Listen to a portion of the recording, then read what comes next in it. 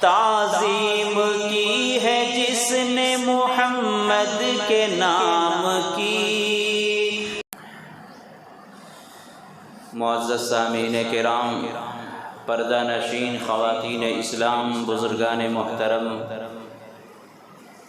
اللہ تبارک و تعالی نے انسانوں کو علم کے ذریعے سے فضیلت عطا فرمائی ہے،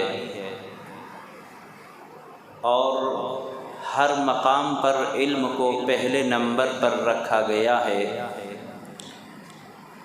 جنت میں حضرت آدم علیہ السلام کے لیے سب سے پہلے علم کا حکم ہوا، اور اللہ تعالیٰ نے حضرت آدم علیہ السلام کو علم سے مالا مال کیا۔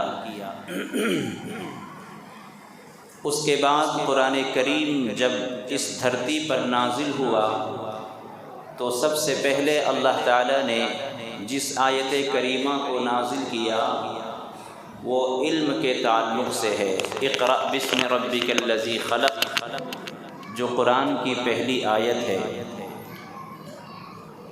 اس میں بھی علم پہلے نمبر پر رکھا گیا قرآن میں، اور جب انسان اس دنیا میں پیدا کیا گیا، انسان کو بھیجا گیا، تو اس وقت بھی اللہ تعالیٰ نے سب سے پہلے علم کے اعلان کا حکم دیا، یعنی بچے کے کان میں سب سے پہلے اذان کی آواز پہنچانے کا حکم دیا۔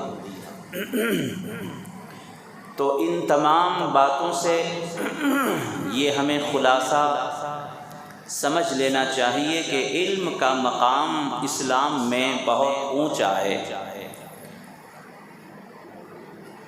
نبی کریم صلی اللہ علیہ وسلم جو صحابہ کرام لکھنے پڑھنے والے تھے، ان کی آپ کے دل میں بڑی عزت تھی اور بڑا آپ ان کا خیال فرماتے تھے۔ داد و دہش کے اعتبار سے اور مقام کے اعتبار سے صحابہ کرام ان صحابہ کرام کو فوقیت دیتے تھے جو علم میں اونچے مقام پر ہوتے تھے،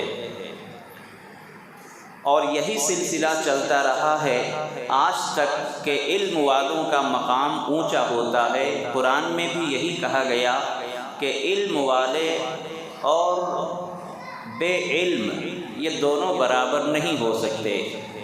سورہ احزاب کی جس آیت کریمہ کی میں نے تلاوت کی ہے، اس میں اللہ نے صاف بیان کر دیا، هل يستوي الذين يعلمون والذين لا يعلمون، کہ اے نبی آپ فرما دیں کیا علم والے اور بے علم کیا دونوں برابر ہو سکتے ہیں؟ بالکل نہیں ہو سکتے۔ علم والے اللہ کو پہچاننے والے ہوتے ہیں، علم والے اللہ کے ولی ہوتے ہیں، علم والے اللہ کا دوست ہوتے ہیں، اور جو بیچارہ بے علم ہے وہ تو اکیلا ہے، وہ خود اپنے کو نہیں پہچان سکتا، کسی دوسرے کو کیا پہچانے گا۔ اسی لیے اللہ کے رسول صلی اللہ علیہ وسلم نے فرمایا کہ ہر نبی کو اللہ نے کچھ معجزات دے کر دنیا میں مبعوث فرمایا، لیکن ان کا وہ معجزہ اس نبی کے ساتھ خاص رہا، اور ان کے انتقال کے بعد وہ معجزہ ختم ہو گیا۔ حضرت موسیٰ علیہ السلام کو اللہ تعالیٰ نے معجزے کے طور پر لکڑی عطا فرمائی تھی، عصائے موسیٰ۔ وہ بہت کرشماتی لکڑی تھی، رات میں وہ ٹارچ اور روشنی کا کام دیتی تھی، لکڑیوں کے لیے، بکریوں کے لیے لکڑیوں سے، جھاڑوں سے چارے کو توڑنے کا کام دیتی تھی۔ جب کبھی خطرناک مرحلہ آتا تو اس سے، اس لاٹھی سے حملہ کرتے، سانپ کے مقابلے میں اس کو اژدہا بنا دیتے، اور جو چاہتے اس لکڑی سے، جادو کی چھڑی جس کو کہا جاتا ہے، اللہ نے ایسی ان کو لکڑی عطا فرمائی تھی۔ لیکن وہ عصا حضرت موسیٰ علیہ السلام کے ساتھ خاص تھی، اور ان کے اس دنیا سے پردہ فرمانے کے بعد وہ لکڑی بھی ختم ہو گئی۔ اسی طرح تمام انبیاء علیہم السلام کو جو اللہ نے معجزہ دیا وہ ان کے ساتھ خاص تھا، اور ان کے انتقام کے بعد وہ معجزہ ختم ہوتا گیا۔ لیکن اللہ کے نبی نے فرمایا کہ مجھے اللہ نے ایک ایسا معجزہ دیا ہے جو کبھی ختم نہیں ہوگا، قیامت کی صبح تک وہ معجزہ رہے گا۔ وہ کیا ہے؟ علم کا معجزہ۔ قرآن، اللہ نے آپ صلی اللہ علیہ وسلم کو قرآن دیا، وہ قرآن کبھی ختم ہونے والا نہیں ہے، علمی معجزہ کبھی ختم ہونے والا نہیں ہے۔ قرآن کے علم کے سمندر میں جو جتنا گھسے گا، جو جتنی تہ کے اندر پہنچے گا، وہ اتنے ہی اس میں سے غواص و موتی کو، صدف کو، خزانے کو نکالے گا۔ تو اللہ کے رسول صلی اللہ علیہ وسلم کے معجزات بہت ہیں، لیکن سب سے بڑا معجزہ علمی معجزہ ہے۔ اسی لیے اللہ تبارک و تعالیٰ نے سب سے پہلے قرآن کریم میں علم کو اعلان فرمایا، اقرأ بسم ربک الذی خلق۔ ایک اور بات آپ کے سامنے، قرآن میں سب سے پہلا حکم علم کا حکم ہے، پڑھنے پڑھانے کا، علم حاصل کرنے کا حکم ہے۔ قرآن کریم کے بعد جو دوسرے نمبر پر سب سے زیادہ پڑھی جاتی ہے قرآن کریم کے بعد، جس کا مقام اور مرتبہ ہے جس کتاب کا، وہ ہے بخاری شریف۔ پوری دنیا میں قرآن کریم کے بعد جو سب سے زیادہ پڑھی جاتی ہے وہ ہے بخاری شریف۔ مقام کے اعتبار سے بھی قرآن کے بعد بخاری شریف کا نمبر آتا ہے۔ بخاری شریف میں جو پہلی حدیث ہے وہ بھی علم کے تعلق سے ہے، حدیث جبریل جس کو کہا جاتا ہے۔ تو حدیث جبریل میں اللہ کے رسول صلی اللہ علیہ وسلم ایک مرتبہ صحابہ کرام کے درمیان تشریف فرما تھے۔ ایک اجنبی آدمی آیا جو بہت خوبصورت تھا، گورے رنگ کا، کالے بال والا، بالکل سفید کپڑے، بالکل ایسا کپڑا جیسے ابھی استری اور آئرن کر کے پہنا ہو، کہیں کپڑے میں شکن نہیں، کہیں ایک داغ دھبا نہیں، یعنی ایسا کہ جیسے آپ نے کوئی کپڑا ابھی پہنا اور مسجد کے دروازے پر آپ کار سے اتر کر آ گئے، چل کر بھی نہیں آئے کہ کپڑے میں سلوٹیں آ جائیں، کپڑے میں کوئی داغ دھبا آ جائے، بس آپ نہا دھو کر کپڑا پہنے اور کار سے اتر کر مسجد کے دروازے پر آپ کا پاؤں پڑا اور آپ مسجد کے اندر آ گئے۔ اتنا پاک و صاف کپڑا، صحابہ کرام کے درمیان وہ آگے گھستے ہوئے اللہ کے رسول صلی اللہ علیہ وسلم کے دونوں گھٹنے مبارک سے ملا کر اپنے گھٹنے کو ٹیکا لگا کر بیٹھ گئے۔ تشہد میں جیسے ہم بیٹھتے ہیں اسی طریقے سے انہوں نے اپنے دونوں گھٹنے کو حضور صلی اللہ علیہ وسلم سے بالکل ٹچ کر کے بیٹھ گئے۔ اب صحابہ کرام پریشان ہیں کہ یہ کون آدمی ہے جو بعد میں آیا اور ہمارے درمیان سے اندر آتے آتے حضور کے بالکل سامنے بیٹھ گیا، اور ایسا لگتا ہے کہ کوئی قریب علاقے سے آیا ہے۔ اگر دور سے آیا ہوتا تو اس کے کپڑے گندے ہوتے، کپڑے میں داغ دھبا ہوتا، کپڑے میں سلوٹیں ہوتی، لیکن یہ کپڑا بتا رہا ہے بالکل تر و تازہ ہے، اس کا مطلب کسی قریب علاقے سے آیا ہے۔ لیکن کوئی پہچان میں، کوئی کسی کو پہچانتا نہیں، اتنے صحابہ کرام میں ان کو کوئی پہچان نہیں رہا ہے۔ اور آتے ہی انہوں نے 3 سوال کیے۔ مل ایمان، ایمان کیا چیز ہے؟ اللہ کے رسول صلی اللہ علیہ وسلم نے اس کا جواب دیا تو انہوں نے کہا صدقتا، آپ نے سچ کہا۔ اور دوسرا مل اسلام، اسلام کیا چیز ہے؟ پھر حضور نے اس کا جواب دیا تو انہوں نے پھر کہا صدقتا، آپ نے سچ کہا۔ اس کے بعد تیسرا سوال کیا مل احسان، احسان کیا چیز ہے؟ حضور نے فرمایا احسان یہ ہے ان تعبد اللہ کأنک تراہ فإن لم تکن تراہ فإنہ یراک، کہ احسان یہ ہے کہ تم اللہ کی عبادت اس طرح کرو کہ جیسے تم اللہ کو دیکھ رہے ہو۔ اللہ کی تم عبادت ایسی کرو کہ جیسے اللہ تمہارے سامنے ہے اور تم دیکھ کر اللہ کی عبادت کرتے ہو۔ اور اگر یہ کیفیت نہیں ہے، یہ دل میں تمہارے اندر کیفیت پیدا نہیں ہو سکی، تو کم از کم اس طرح عبادت کرو اور یہ سوچو کہ اللہ تجھے دیکھ رہا ہے۔ یہ احسان۔ یہ 3 سوال جواب کر کے وہ نکل گئے، چلے گئے۔ اب صحابہ کرام وہی تشویش میں ہیں کہ پتہ نہیں یہ کون آدمی تھا، ایک تو نیا کپڑا اور کوئی داغ دھبا نہیں، اور دوسرے وہ آ کر حضور کے گھٹنوں سے اپنے گھٹنے ملا دیے اور 3 سوال کیے، اور 3 سوالوں کے جواب میں انہوں نے، اللہ کے رسول نے جب جواب دیا تو اس کے بعد انہوں نے کہا صدقتا، آپ نے سچ کہا، یعنی گویا وہ تصدیق کر رہا ہے، اور تصدیق وہی کرتا ہے جو پہلے سے جان رہا ہو۔ جیسے مثال کے طور پر اگر کسی آدمی نے یہ کہا کہ سنگم سرکل میں پولیس کی گاڑی کھڑی ہے، میں نے کہا صدقتا، تم نے سچ کہا، اس کا مطلب ہے کہ مجھے بھی پتہ ہے۔ اگر مجھے پتہ نہ ہوتا تو میں کہتا اچھا، تعجب سے میں کہتا۔ اگر کسی نے یہ خبر دی ہے کہ سرکل میں ایک پولیس کی گاڑی ہے، میں کہوں گا صدقتا، تم نے سچ کہا، اس کا مطلب ہے کہ مجھے پتہ ہے۔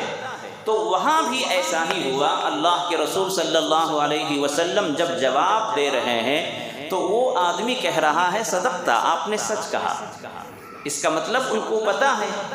اب صحابہ کرام سوچنے لگے کہ کیا بات ہے، یہ تصدیق بھی کر رہا ہے، اس کا مطلب ہے کہ یہ جان رہا ہے پھر بھی سوال کر رہا ہے، اور نیا کپڑا بتا رہا ہے کہ کہیں قریب ہی سے کوئی ہے، اور سلوٹیں نہیں ہیں، گندا نہیں ہے، اس کا مطلب ہے کہ قریب سے ہے، لیکن ہم میں سے کوئی جان نہیں رہا ہے، پہچان نہیں رہا ہے۔ جب وہ چلے گئے تو اللہ کے رسول صلی اللہ علیہ وسلم نے فرمایا، صحابہ کرام نے پوچھا کہ اے اللہ کے رسول یہ کون ہیں؟ تو حضور نے فرمایا کہ یہ جبریل علیہ السلام تھے اور تجھے دین سکھانے کے لیے آئے تھے۔ یہ کون تھے؟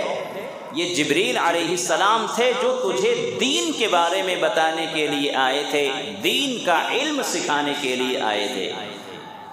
تو آپ کو پتہ چلا، سمجھ میں آ گیا ہوگا کہ قرآن میں بھی پہلا حکم علم حاصل کرنے کا، اور بخاری شریف اس میں بھی پہلی حدیث جس کو حدیث جبریل کہتے ہیں، اس میں بھی کیا ہے؟ دین کا علم سیکھنے کے بارے میں اللہ کے رسول صلی اللہ علیہ وسلم سے روایت ہے۔ تو اس کا مطلب یہ ہوا کہ انسان جہاں جہاں سے گزرتا ہے، جنت میں پہلا آدمی حضرت آدم علیہ السلام، وہاں بھی سب سے پہلے علم۔ دنیا میں جب انسان پیدا ہوتا ہے، بچہ پیدا ہوتا ہے، اس کے کان میں پہلی مرتبہ اذان، پھر قرآن کریم کی آیت اترتی ہے، اس میں بھی پہلا حکم علم، بخاری شریف کی پہلی حدیث اس میں بھی علم۔ تو جب اتنی اہمیت کے ساتھ اللہ تعالیٰ علم کے مقام کو بیان فرماتا ہے تو کیا افسوس کا مقام نہیں کہ یہ قوم علم میں پیچھے رہ گئی؟ جس قوم کو اللہ نے قرآن کریم جیسی عظیم الشان کتاب نازل فرمائی، جس نبی کو علمی معجزہ عطا فرمایا گیا، وہ قوم اگر قرآن سے ناخواندہ ہو جائے، علوم میں پیچھے رہ جائے، تو کیا یہ بدنصیبی اور بدقسمتی نہیں کہی جائے گی؟ ہم سے زیادہ ٹھگا ہوا انسان کون ہو سکتا ہے؟ ہم سے زیادہ غافل انسان کون ہو سکتا ہے کہ علم کا خزانہ ہمارے گھروں میں ہے لیکن ہم اس خزانے کو کھول کر نہیں دیکھتے؟ میرے دوستو، آج ہمارا حال کتنا بدتر ہو گیا، ہم کتنے بدنصیب ہو گئے۔ ایک واقعہ لکھا ہے، سمجھنے کے لیے ہمارے لیے بہت بڑی نصیحت ہے اس واقعے میں۔ لکھا ہے کتابوں میں کہ ایک صاحب کسی کے گھر مہمان ٹھہرے، مہمانوں نے بڑی اچھی ضیافت کی، بہت اچھا کھانا کھلایا۔ جب مہمان صبح چلے گئے، روانہ ہو گئے، تو میزبان کی بیوی نے کہا کہ میں مہمان خانے میں کچھ روپے رکھی تھی، وہ پیسہ اور روپیہ نہیں نظر آ رہا ہے، اس کا مطلب ہے کہ مہمان لے کر چلا گیا۔ وہ بہت ہی اچھے مہمان تھے، کسی مسجد کے امام تھے۔ اب مہمان کے دل میں، ان کی بیوی کے دل میں بدگمانی ہونے لگی کہ ان کو اتنی عزت کے ساتھ ہم نے گھر میں ضیافت کی، دعوت کی، عالی شان دعوت کی، کھانے پینے کا سارا بندوبست کیا، رات میں ان کو ٹھہرایا، اور جب صبح چلے گئے تو ساتھ میں پیسہ بھی چوری کر کے چلے گئے۔ لیکن کیسے کہیں گے؟ امام صاحب ہیں، عزت کی وجہ سے اور غیرت کی وجہ سے میزبان نے مہمان کو نہیں ٹوکا، امام صاحب سے نہیں پوچھا۔ لیکن بہرحال بدگمانی جب ہو جاتی ہے تو دوریاں ہوتی جاتی ہیں۔ جب کسی کے خلاف آپ دل میں، دماغ میں سوچ لیتے ہیں تو وہیں سے بدگمانی کی وجہ سے فاصلے ہونے شروع ہو جاتے ہیں، دوریاں پیدا ہونی شروع ہو جاتی ہے۔ لیکن بہرحال امام صاحب تھے اور ان کی بیوی سوچ رہی تھی کہ اب جو ہوا ہو وہ ہو گیا، لیکن بہرحال انکوائری ہونی چاہیے، اور کم سے کم امام صاحب سے اس بات کے بارے میں پوچھنا چاہیے کہ کہیں ایسا نہ ہو کہ وہ پیسہ انہوں نے نہ چوری کی ہو، کم سے کم پوچھ لینا چاہیے۔ بہرحال ایک دن میزبان نے امام صاحب سے ملاقات کی اور کہا کہ میں بہت شرمندہ ہوں کہ آپ کی میں نے ضیافت کی تھی، اور اس کے بعد سے میں آپ سے زیادہ ملنا جلنا نہیں کر سکا، آپ سے سلام مصافحہ نہیں کر سکا، آپ سے ملاقات نہیں ہو سکی۔ تو کہا کہ ہاں ہو سکتا ہے کہ آپ مصروف رہتے ہوں گے۔ کہا کہ مصروف وغیرہ کی کوئی بات نہیں، میں مصروف نہیں رہتا ہوں، لیکن میں جان بوجھ کر آپ سے ذرا کتراتا تھا، آپ سے نظریں چرا کر گزر جاتا تھا۔ کہا کیا بات ہے؟ تو کہا کہ چل آپ میرے گھر پہ دوبارہ آپ تشریف لائیں۔ امام صاحب کو دوبارہ انہوں نے دعوت دی، دعوت ہوئی، کھانا کھائے۔ کھانے کے بعد دونوں میاں بیوی نے امام صاحب سے کہا کہ یہ کہتے ہوئے ہمیں شرم آتی ہے کہ پہلی مرتبہ جب آپ کی ہم نے ضیافت کی تھی تو میرے اس روم سے اتنے ہزار روپے غائب ہو گئے، اور وہ ہم لوگ سمجھتے ہیں کہ آپ ہی نے وہ پیسہ چوری کیا ہے۔ امام صاحب نے کہا کہ اے میرے میزبان، اے میزبان کی محترمہ، مجھے افسوس ہے، آپ کی ضیافت تو ہوئی، لیکن مجھے افسوس ہے کہ میری ضیافت سے تم ثواب تو کمانا چاہتے ہو، لیکن اتنی بڑی نافرمانی تم سے ہوئی ہے، اتنی بڑی غفلت تم سے ہوئی ہے، اللہ نہیں بخشے گا۔ کہا کیا ہوا؟ کہا کہ وہ روپے میں نے تمہارے قرآن کریم کے اندر رکھ دیے تھے، مجھے کہنے کا موقع نہیں ملا۔ اس کا مطلب یہ ہے کہ پہلی دعوت کے بعد آج جو دوسری دعوت تم نے کی ہے، کئی مہینے گزر گئے، اس 3 مہینے 4 مہینے کے عرصے میں تم میاں بیوی نے اگر قرآن کھولا ہوتا وہ پیسے تمہیں اسی میں مل جاتے۔ اس کا مطلب یہ ہے کہ تم قرآن نہیں کھولے، 4 مہینے کے اندر تم نے قرآن نہیں کھولا، ورنہ وہ پیسے تمہارے اسی قرآن میں رکھے ہوئے ملتے۔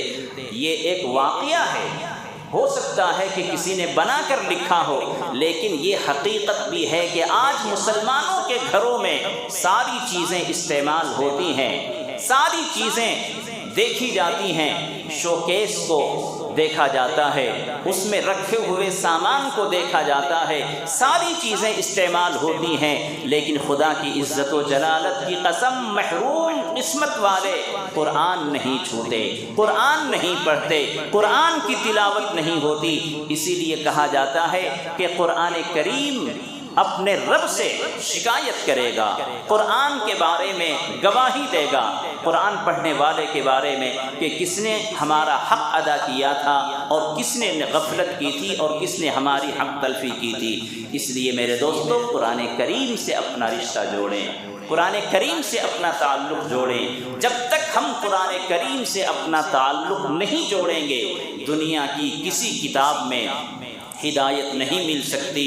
اللہ کے رسول صلی اللہ علیہ وسلم نے اس دنیا سے جاتے جاتے آپ نے فرمایا تھا کہ میں تمہارے لیے 2 چیزیں چھوڑ کر جا رہا ہوں، قرآن علیکم بسنتی و سنت الخلفاء الراشدین، قرآن کریم اور میری سنت خلفاء راشدین کی سنت، ان 2 چیزوں کے ذریعے سے ہدایت مل سکتی ہے۔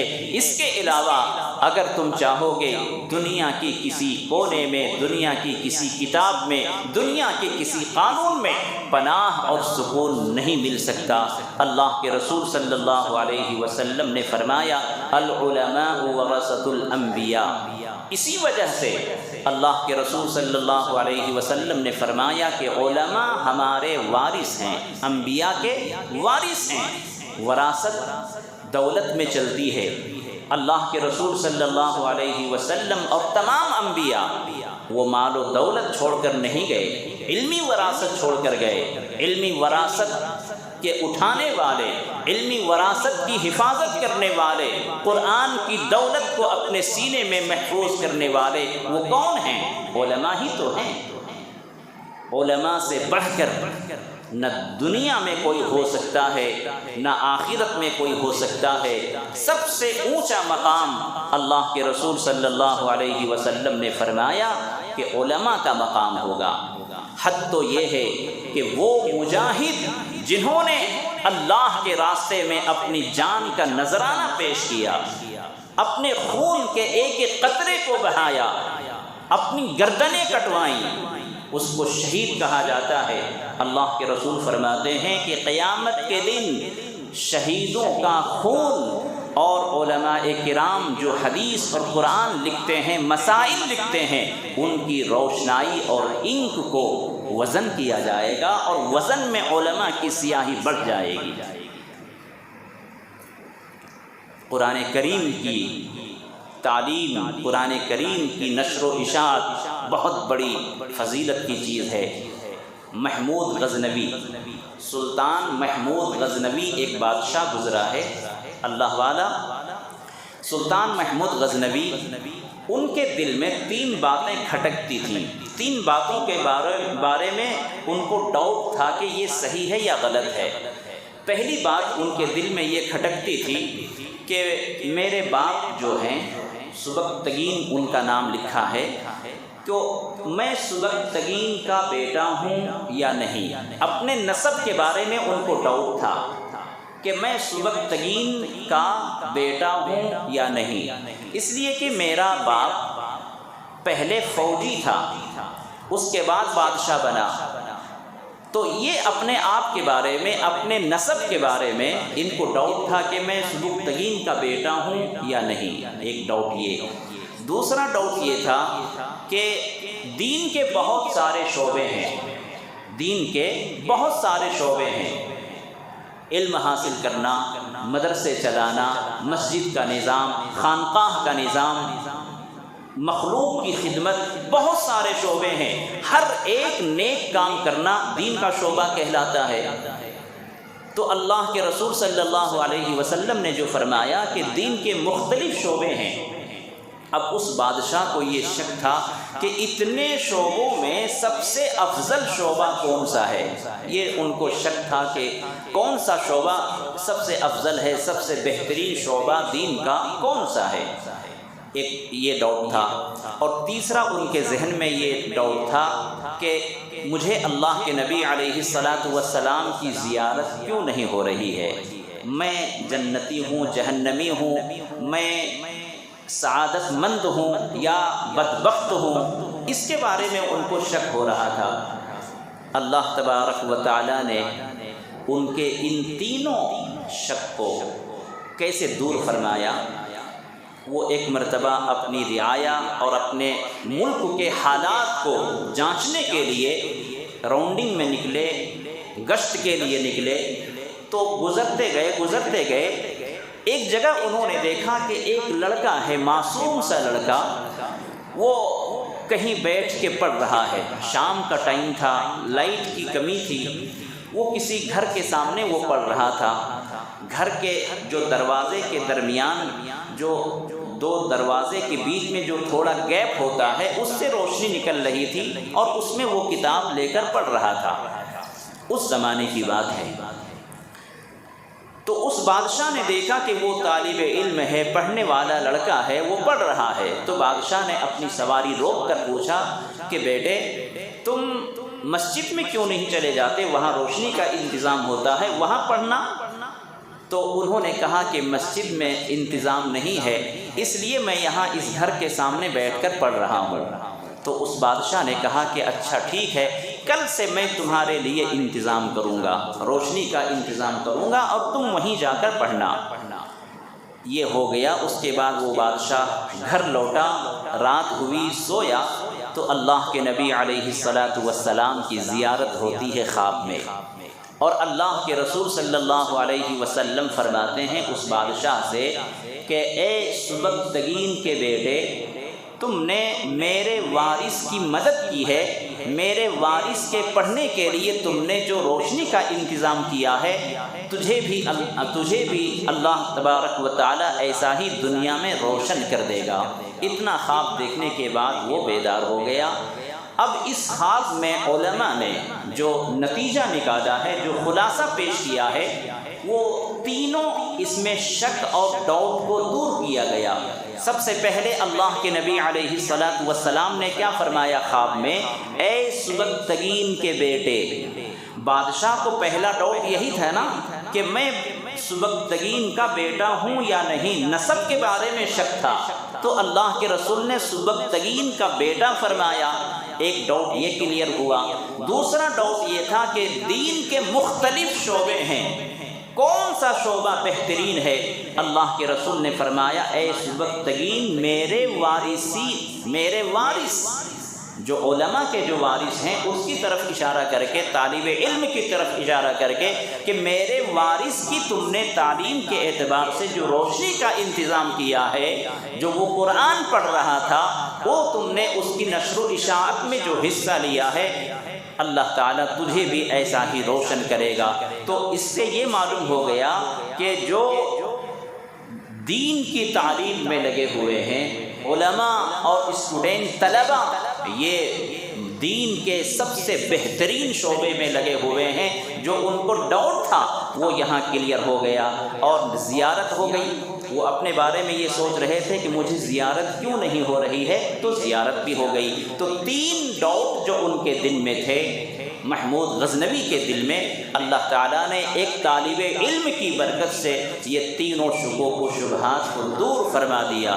تو غرض یہ ہے میرے دوستو کہ سب سے پہلا حکم ہے علم کا، لیکن افسوس ہے اس زمانے میں بھی، یعنی 1400 سال گزرنے کے بعد قرآن کریم کے نازل ہو کر 1450 سال گزرنے کے بعد بھی اگر کوئی مسلمان قرآن پڑھنا نہ جانتا ہو، اس کی بدقسمتی کہی جائے گی۔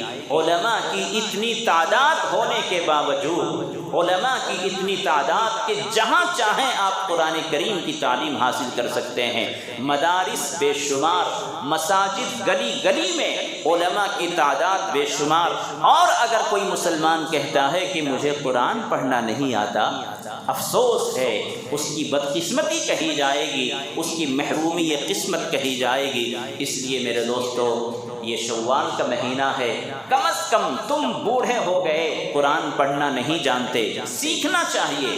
علم سیکھنے کی کوئی عمر نہیں ہوتی، علم سیکھنے کے لیے کوئی عمر کی قید نہیں ہے۔ اللہ کے رسول نے یہاں تک فرما دیا، حدیث کا مفہوم ہے کہ علم حاصل کرو، علم حاصل کرو، اس کے لیے تمہیں کچھ بھی کرنا پڑے۔ اللہ کے رسول صلی اللہ علیہ وسلم نے فرمایا کہ ماں کی گود سے قبر کے گڑھے تک جانے تک علم حاصل کرو۔ ہمارا علم وہاں سے شروع ہوتا ہے جب ماں کی گود میں بچہ ہوتا ہے، اور وہاں تک چلتا ہے جب تک ہماری آنکھ ہمیشہ کے لیے بند نہ ہو جائے، بیچ میں کہیں سٹاپ نہیں ہے۔ حضرت شیخ سعدی علیہ الرحمہ بڑے ہو کر پڑھنے کے لیے مدرسے میں گئے، پڑھتے پڑھتے اتنا پڑھے کہ وہ امام وقت بن گئے۔ ان کی لکھی کتاب آج بھی مدرسوں میں پڑھائی جاتی ہے، شیخ سعدی علیہ الرحمہ کی۔ تو میرے دوستو قرآن سے غفلت نہ کریں۔ اس زمانے میں قرآن سیکھنا بہت آسان ہے، اور پچھلے جمعہ میں نے جیسا کہ عرض کیا کہ اسلام صرف قرآن کی تعلیم کا حکم نہیں دیتا، علم نافع حاصل کرنے کا حکم دیتا ہے۔ جو علم نفع پہنچانے والا ہو دین اور دنیا کے اعتبار سے، دین کا نفع پہنچانے والا جو علم ہوگا، میں نے سائنس، میتھس اور لینگویج، ان سارے علوم کے بارے میں پچھلے جمعہ بتایا تھا کہ اگر کوئی دین کی خدمت کے لیے یہ علوم حاصل کرتا ہے، وہ بھی اس کا دین کا کام ہوگا، اسلام کا حکم ہوگا۔ وَاخْتِلَافُ أَلْسِنَتِكُمْ وَأَلْوَانِكُمْ، اللہ تعالیٰ اپنی قدرت کی نشانیوں میں سے یہ بیان فرماتا ہے کہ اللہ وہ ہے جنہوں نے مختلف انسان کی شکلوں والا، مختلف شکلوں والا انسان اور مختلف زبان والا انسان پیدا کیا۔ ہندوستانیوں کی زبان الگ ہے، امریکیوں کی زبان الگ ہے، حبشیوں کی زبان الگ ہے، بنگالیوں کی زبان الگ ہے۔ تو مختلف زبانوں والے انسان کو کس نے بنایا؟ مختلف شکلوں والے انسان کو کس نے بنایا؟ اللہ نے بنایا ہے۔ تو ہمیں مختلف زبانوں کو سیکھنا ہے، اسلام کے پیغام کو ان تک پہنچانے کے لیے، دین کی دعوت وہاں تک پہنچانے کے لیے ہمیں مختلف زبانوں کو سیکھنا ہے۔ تو لینگویج کا علم سیکھنا چاہیے۔ کوئی بندہ بیمار ہوگا، اس کے لیے علاج کرانا ہے، اس کی دوا کی تشخیص کرنا ہے، ڈاکٹری کا علم سیکھنا بھی اسلام کا حکم ہے۔ تو کوئی بھی علم ہو جو دین کے اعتبار سے، دنیا کے اعتبار سے نفع بخش ہو، اس کا علم ہمیں حاصل کرنا ضروری ہے۔ اور اس زمانے میں یہ علمی تقابلی کا زمانہ چل رہا ہے، علم میں مقابلہ کرنا، ریسرچ کا زمانہ ہے، سائنس ٹیکنالوجی کا زمانہ ہے۔ تو اس لیے ہمیں مدرسے کی تعلیم پر بھی توجہ دینا ہے، اور اسکولوں اور کالجوں اور مختلف علوم و فنون کی طرف بھی توجہ دینا ہے۔ آپ ایک وقت کا کھانا کم کر دیں، لیکن اپنے بچوں کو پڑھائیں، علم کے خزانوں پر قبضہ کریں، تب جا کر ہمارا فیوچر، ہمارا مستقبل روشن ہوگا۔ ورنہ اسی طرح اگر ہم ان پڑھ رہے یا پسماندہ رہے تو سرکار کو، گورنمنٹ کو شکوے اور گالی دینے کے سوا کوئی ہمارے لیے چارہ نہیں ہے۔ علم کے لیے دروازے کھلے ہوئے ہیں، سرکاری اسکیمیں علم والوں کے لیے، ایجوکیشن کے لیے باقاعدہ علمی ان کے لیے فنڈ مختص ہیں، فنڈ جاری کیے جاتے ہیں۔ تو ہمیں ان کے فنڈ کو حاصل کرنا ہے۔ سرکاری اسکولوں میں جو پڑھانے والے ہیں وہاں پڑھائیں، جن کو اللہ نے وسعت دی ہے۔ اگر آپ پرائیویٹ اسکولوں میں داخل کرنا چاہیں، ان کے لیے بھی اسکولس ہیں، لیکن میں مسلم مینجمنٹ اسکولس والوں سے یہ عرض کروں گا کہ خدا را قوم کے لیے ذرا اپنے دل میں نرم گوشہ رکھیں، قوم کی خدمت کے لیے، قوم کی نونہالوں کے لیے، قوم کے بچوں کے لیے ذرا اپنے دل میں نرمی پیدا کریں، علم کو حاصل کرنا ذرا آسان کر دیں، غریب کے بچے بھی پڑھ کر علم کی ڈگریاں حاصل کر سکیں، اپنے اندر ایسی نرمی پیدا کر لیں۔ بہت سے غریب بچے پڑھنے میں بڑے ذہین و فطین ہوتے ہیں، لیکن ان کے پاس علمی سرمایہ نہیں ہوتا کہ وہ اونچی ڈگری حاصل کر سکیں۔ اس لیے میرے دوستو، علم پر توجہ دیں، اپنے بچوں کی تعلیم و تربیت پر بہت زیادہ توجہ دیں۔ میں نے پچھلے جمعہ عرض کیا تھا کہ 20-25 سال پہلے جو ہم غفلت کر رہے تھے، وہ غفلت اب انتہائی خطرناک ہوگی۔ 15-20 سال 25 سال پہلے اگر کوئی غفلت کرتا تھا تو بچے اتنے نہیں بگڑتے تھے۔ اب بچے ہر وقت آپ چیتے کی نگاہ رکھیں گے تب بھی ان کے بگڑنے کا اندیشہ ہے۔ جو نئی تعلیمی پالیسی جو بنی ہے، اس کے اندر کیا ہے؟ ارتداد ہے، کفر ہے، الحاد ہے، شرک ہے۔ جو نئی تعلیمی ایجوکیشن پالیسی جو بنی ہے، اس کے اندر آپ دیکھیں گے اسلامیات کہاں ہیں، عقائد کہاں ہیں۔ بچے کے ذہن میں جب ان کی عمر کچی ہوتی ہے تو بچوں کے ذہن میں جو بٹھایا جاتا ہے، بڑے ہو کر بھی وہی ان کے ذہن میں ہوتا ہے۔ تو ہمارے بچے کانوینٹ اسکولوں میں، کالجوں میں جب جائیں گے اور ان کی جو تربیت ہوگی کفر کی ہوگی، شرک کی ہوگی، تو بچے ہمارے کہاں رہیں گے؟ بچوں کا جسم ہمارے گھر میں ہوگا لیکن ذہنی طور پر وہ بدل چکے ہوں گے، اسلام سے نکل چکے ہوں گے۔ تو اب ہر جگہ پر ایمان کے لٹیرے ہیں، ایمان کے لٹیرے، ایمان کے ڈاکو ہمارے لیے کھڑے ہیں۔ زبردستی ہمارے بچوں کے ایمان کو بگاڑنے کی کوششیں ہوں گی، اس لیے اب کوئی غفلت نہ کریں، کوئی گنجائش نہیں ہے اپنے بچوں کے بارے میں۔ اس لیے میں نے عرض کیا کہ اسکول کی تعلیم بھی ضروری ہے، اپنے بچوں کو دنیاوی ڈگریاں بھی دلانا ضروری ہے، لائر اور وکالت کی تعلیم بھی ضروری ہے، لیکن ہمیں اپنے بچوں کو ذہنی طور پر ہمیں اچھا بنانے کی ضرورت ہے، اسلامی تربیت کرنے کی ضرورت ہے۔ اگر ہم نے اسلامی تربیت نہیں کی تو ہم اپنی آنکھوں کے سامنے اپنی زندگی ہی میں ان کو مرتد ہوتے ہوئے دیکھ لیں گے۔ اور آج کل طرح طرح کے گیمز چلے ہوئے ہیں، گیم کھیلتے ہوئے کس طرح کی ارتدادی ہوا چلی ہے، کس طرح سے ہماری لڑکیاں غیروں کے ہاتھ شکار ہو رہی ہیں، کس طرح سے ارتداد ہمارے گھروں میں داخل ہو رہا ہے، وہ رپورٹ ہم سے زیادہ آپ کو ہے۔ اس لیے میرے دوستو سنجیدہ ہونے کی ضرورت ہے۔ دولت کے پیچھے شیطان نہ بنو، اچھے انسان بنو، اپنی اولاد کی صحیح تربیت کرو۔ اس لیے ہر گھر میں قرآن کی روشنی پہنچنی چاہیے، ہر گھر میں مسجد کا کنیکشن پہنچنا چاہیے، ہر گھر میں علماء کی بات پہنچنی چاہیے، ہر گھر میں تعلیم و تربیت کا ماحول ہونا چاہیے۔ اسی لیے کہا جاتا ہے کہ ہر دن اپنے گھروں میں تعلیم کا ماحول ہو، 5 منٹ صحیح، 10 منٹ صحیح، تمام بچوں کے سامنے آپ کچھ اللہ رسول کی باتوں کو پڑھ کر سنائیں، زبانی نہ سنا سکتے ہوں ان کے سامنے کچھ ان کو بتائیں۔ تعلیم و تربیت کے تعلق سے، اسلامیات اور عبادات عقائد کے اعتبار سے آپ ان کو جب کہیں گے تو ان کو انشاءاللہ آپ کی کہی ہوئی بات یاد آئے گی۔ نہیں میرے ابو ایسا بولے تھے، نہیں میرے حضرت مکتب میں ایسا بولے تھے۔ جب ہم کسی بچے کو کہتے ہیں اللہ ایک ہے، کل جب وہ اسکول میں جائے گا، کانوینٹ اسکولوں میں جائے گا، اور جب وہاں یہ کہا جائے گا کہ عیسیٰ اللہ ہے، اللہ 3 ہے، تو وہ بچہ یاد کرے گا نہیں میرے حضرت ایک بولے تھے، عیسیٰ ابن مریم، عیسیٰ خدا ہے، ابن مریم ہے۔ وہ بچہ یاد کرے گا نہیں ہمارے حضرت بتائے تھے کہ اللہ ایک ہے، نہ وہ کسی کو پیدا کرتا ہے نہ وہ کسی سے پیدا ہوا ہے، اللہ اکیلا ہے، تنہا ہے۔